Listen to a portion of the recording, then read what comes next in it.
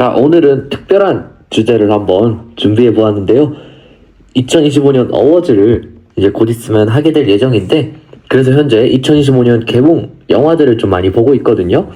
그래서 오늘은 같은 주제인데 뭔가 느낌은 다른 이 두 영화를 한번 비교해보는 시간을 가져볼까 합니다. 첫 번째 영화는 노이즈라는 영화고요.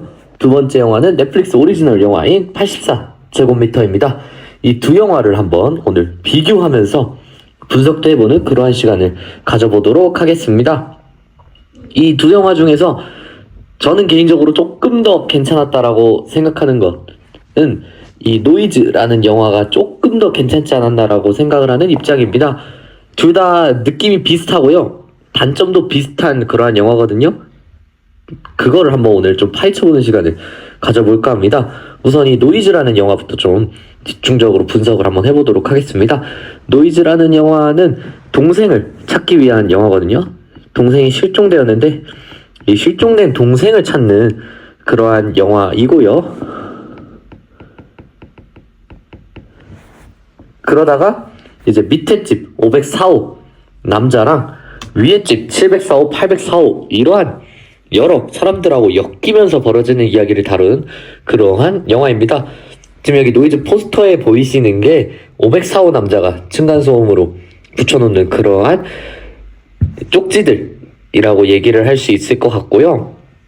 실질적으로 얘기하면 층간소음 문제를 다룬 그러한 영화라고 얘기를 할 수 있을 것 같고요. 층간소음 문제에다가 이제 동생을 찾는 그러한 소재가 결합한 그러한 영화라고 할 수 있을 것 같습니다. 장점은 일단 이 아파트라는 공간 안에서 벌어질 수 있는 이야기를 정말 잘 다룬 그러한 영화라고 생각하고요. 주제의식이 확고하고 이 아파트라는 소재를 그나마 이 정도면 잘 이용하지 않았나라고 생각합니다. 그 전에 샵 살아있다라는 영화처럼 아파트라는 그런 공간적인 주제나 개연성을 잘 활용하지 못하는 경우가 있는 반면 이 영화는 이 아파트라는 중심 소재를 굉장히 잘 이용한 그러한 영화이지 않았나 라고 싶고요. 그리고 제가 이선빈 배우님의 영화를 보면서 지금까지 이선빈 배우님 연기 중에서 이번 영화에서 가장 돋보이지 않았나라고 생각을 하는 입장입니다. 왜냐하면 최근에 영화들에서 이선빈 씨가 다소 아쉬웠었던 연기들을 보여준 적도 있었기 때문에 유독 이 영화에서 조금 더 돋보이지 않았나라고 생각을 하는 입장입니다. 그러나 이제 이 영화의 유일한 이라기보다는 여러 가지 단점이 있는데 하나로 총괄을 하자면 중후반부라고 얘기를 할 수 있을 것 같습니다. 이 영화의 중후반부는 초반에는 약간 긴장감을 주는 그러한 요소들이 있다면 후반부는 굉장히 어수선합니다. 솔직히 말하면 어수선하다는 게 인물이 계속 왔다 갔다 하면서 자신이 이루고자 했던 목표를 이루려고 하는 건데 이 목표를 이루는 걸 굉장히 어수선하게 보여준다라고 얘기를 할 수 있을 것 같습니다. 즉, 이 목표를 이루기 위해서 편하게 하는 방법이 있는데 굳이 어려운 고난의 길로 돌아가면서 어수선해지는 그러한 분위기가 있다라는 것이 이 영화의 단점이고요. 그러다 보니 중후반부에 가면은 개연성이라던가 이러한 사건의 그런 원인과 결과들이 좀 많이 부족했어서 그러한 부분들이 많이 아쉬웠던 영화가 바로 이 노이즈라는 영화라고 얘기를 할 수 있을 것 같고요. 이 초반부의 이 긴장감이라는 것은 굉장히 좋았다라고 생각합니다. 초반부의 긴장감은 굉장히 좋았고, 초반 이대로만 가면, 좋은 영화로 남을 수 있겠구나, 라고 생각을 했지만, 후반부의 이런 어수선함으로 인해서 초반부에 느꼈던 그런 긴장감이나 그러한 것들이 조금은 안 느껴지지 않았나라고 생각을 하고요. 저는 그래서 이 504호 남자가 그나마 이 영화에서 가장 중심이 되는 역할을 하지 않았나 라고 싶습니다. 더 얘기하면 스포일러가 될 것 같기 때문에 이 정도까지 얘기를 하고요. 이 노이즈라는 영화에서 이 504호 이 남자 류경수 배우님이 맡았던 이 역할이 굉장히 중요한 역할이다 라고 얘기를 하도록 하겠습니다. 그러면 노이즈라는 영화가 제가 한 굳이 100점을 준다 하면 2.5 정도 줄 것 같거든요. 그에 반면에 84제곱미터로 한번 가보도록 할게요. 이 84제곱미터라는 영화는 넷플릭스에서 공개를 한 영화이고, 개인적으로 제가 이 감독님의 전작품인 스마트폰을 떨어뜨렸을 뿐인데도 그래도 단점이 더 많았지만 그러한 긴장감은 유지가 되었기 때문에 이 영화를 조금 기대를 하긴 했습니다. 이 영화도 메인 주제는 이제 층간소음이고요. 층간소음 문제이고, 층간소음을 기반으로 여러 이야기들이 펼쳐지는 그러한 이야기입니다. 이 강하늘 배우님이 사는 집이 1401호거든요. 1401호.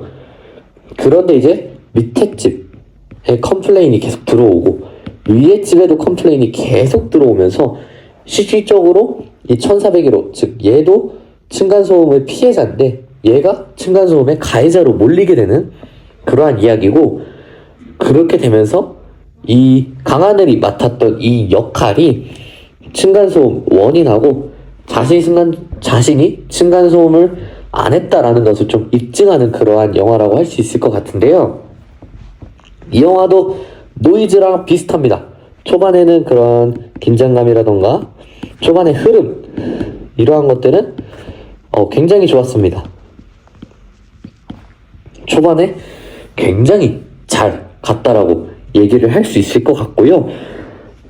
또 장점은 강하늘 배우님하고 여기 지금 포스터에 보이는 이 세 배우님 보이시죠? 염혜란 배우님하고 서현우 배우님, 이 세 분이 너무나도 조화를 잘 이루어서 이 영화를 좀 멋있게 돋보여주지 않았나 라고 생각하는 입장입니다. 이 세 배우님의 연기적인 부분이 너무 뛰어났다라고 얘기를 하고 싶고요. 다만 이제 단점은, 솔직히 말하면 이 노이즈라는 영화에서의 단점은 크게 이거라고 생각하는데, 이러한 단점이 있기에 조금 많이 아쉬움을 느꼈던 그러한 영화거든요. 근데 84제곱미터라는 영화는 노이즈보다 단점이 조금 더 많아요. 첫 번째는 개연성이고요. 두 번째는 후반부. 세 번째는 과한 설정이라고 생각하고요. 네 번째는 원인 결과가 없다라는 것. 그 다음 다섯 번째는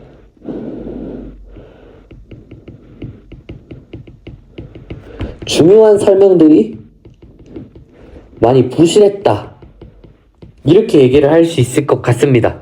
이 영화도 초반부의 그런 긴장이나 흐름은 굉장히 좋았는데 후반부로 갈수록 개연성이라던가 너무 이 층간소음을 해결하기 위해서 너무 과하거든요. 이 영화는 굉장히 과하게 행동을 하는 그러한 영화입니다. 그러다 보니 굉장히 과하고 과하게 계속 하다 보니까 원인 결과를 따지지 않고 그냥 계속 밀어붙이는 거예요. 밀어붙이다 보니 우리가 보는 사람 입장에서는 좀 버겁고 힘이 딸리는 그러한 느낌을 받을 수밖에 없습니다. 이 과한 설정이 가장 큰 단점이라고 생각하고, 개연성도 물론 그렇지만, 그리고 조금 더 디테일하게 설명이 들어가야 되는 부분에서 이 설명들이 많이 부실했다라고 생각을 하는 입장입니다. 이러한 원인 결과가 얘랑 거의 비슷비슷한데요. 중요한 설명들이 부실하다 보니 우리가 알고 싶은 그런 디테일한 부분들을 잘 알지 못하게 되면서 영화의 전체적인 그런 흐름상의 부분에서 이 84제곱미터를 완벽하게 딱 재밌게 관람하기는 좀 어렵지 않을까라고 생각을 하는 그러한 입장입니다. 그래서 이 영화는 단점이 좀 많아서 많이 아쉬웠던 영화이고요. 아까 노이즈를 굳이 매기자면 2.5를 줬는데 아마 24제곱미터는 2.0을 주지 않을까라고 대략 예상을 하는 그러한 바입니다. 지금 이 두 영화의 공통점을 살펴보자면, 공통점은 각각 다 아파트를 소재로 했다는 점인데요. 우리나라에서 아파트 소재로 한 영화가 적지는 않지만 그렇게 많지는 않다라고 생각합니다. 그래서 노이즈랑 84제곱미터가 2025년 비슷한 시기에 나왔거든요. 그런데 이 아파트 거기다가 층간소음 문제까지 다룬 영화인데, 이 층간소음을 다룬 영화로서 조금은 두 작품 다 아쉬움이 많이 남지 않나 라고 생각을 하는 그러한 입장이고요. 개인적으로 아파트 소재 영화 중에서 추천하고 싶은 작품이 있는데 많은 분들이 보셨을 것 같은데, 이 콘크리트 유토피아라는 작품을 한번 추천을 해드리도록 하겠습니다. 아파트에서 벌어지는 일인데요. 굉장히 잘 만든 그러한 작품이고요. 또 하나 더 추천을 해드리면, 이거는 개인적인 취향인데 도어락이라는 작품이 있습니다. 공효진 배우님이 나왔던 그러한 작품인데, 이 두 작품은 아파트 소재로 한 영화로서 굉장히 잘 만들어진 영화라고 생각하고, 콘크리트 유토피아는 저는 아파트 소재 영화 중 최고라고 생각하고, 도어락은 사람마다 호불호가 갈리지만 저는 개인적으로 좀 괜찮았던 영화이기에 이 두 작품을 추천드리고요.